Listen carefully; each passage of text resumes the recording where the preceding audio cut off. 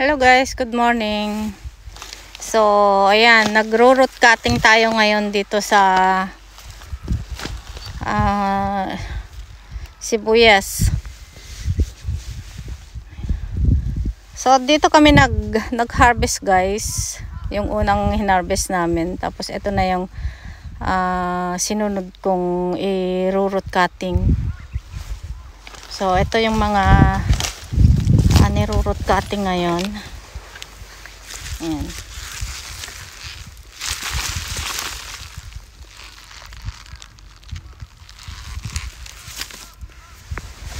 Ayan. Makulimlim po ngayon kaya pwede tayong mag root cutting. So tuloy-tuloy na tong pag root cutting namin guys. So eto guys. Ganito pagka ang tanim ay paisa-isa. Sinira ng usa. Ayan. So ito siguro nasa 500 grams na to kalaki.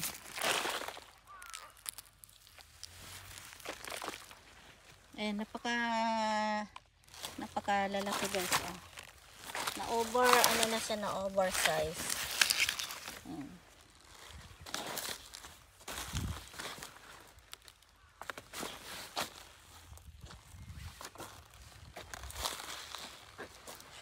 So ayan ang sibuyas.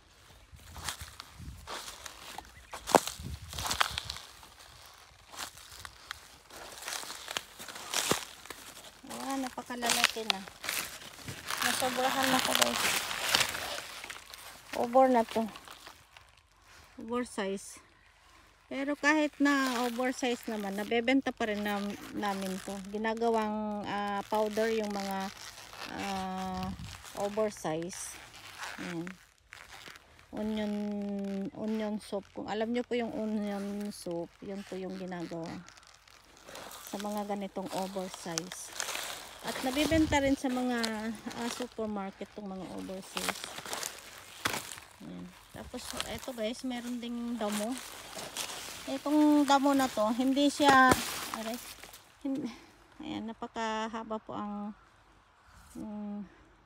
ugat ng damo na to. So hindi to hindi to seed na tumubo, kundi yung damo pa last year. Itong ugat na naiwan dito sa bukid. Ayan. Itong mga ganitong damo. So ganito lang naman yung damo dito guys sa sibuyas namin. Ayan. Ganyan po yung ugat niya.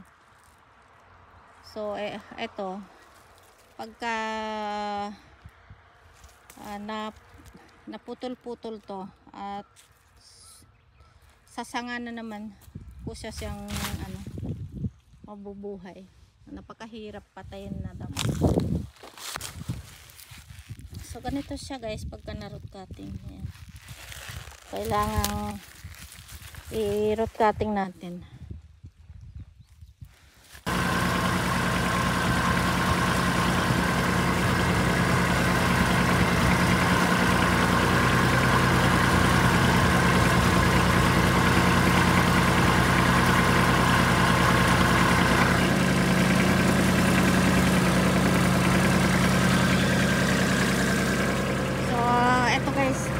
Kailangan 80 to 90% na tumba tong mga dahon. Kaya ayan, natumba na lahat.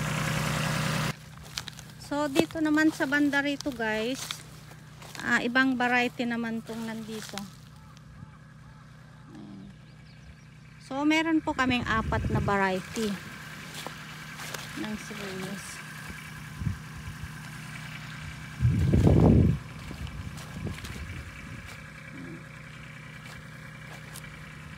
Ito yung daanan ng sprayer.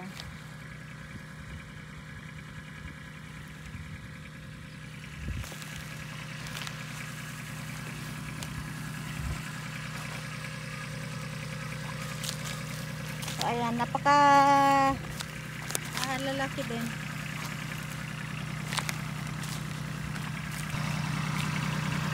So dito, etong variety naman to guys, hindi namin tinumba yung dahon. Hindi po kagaya dito sa unang variety namin na tinumba namin dahil hindi pa siya matured nun ni-root cutting namin. Kaya tinumba namin yung dahon. Hindi siya kagaya dito sa isang variety namin na tumba lahat tong dahon bago namin ni-root cutting. Ayan guys, oh. Kaya namin tinumba yung yung unang onion namin dahil pagka ni-root cutting na hindi natumba yung dahon, ganito siya guys. Ganyan po ang mangyayari. Magulo po yung sibuyas. So sensitive po yung variety na yun kaya tinumba namin bago namin siya ni-root cutting.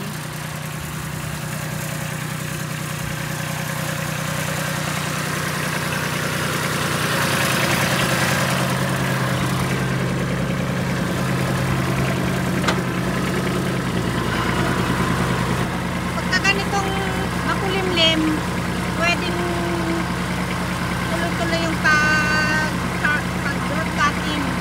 Hindi tayo pwedeng mag-root cutting na sobrang init po. Hanggang 22 lang po ang temperature dapat pagka nag-root cutting para hindi masira yung sibuyas. Tapos yan guys, sa harap, ayan po yung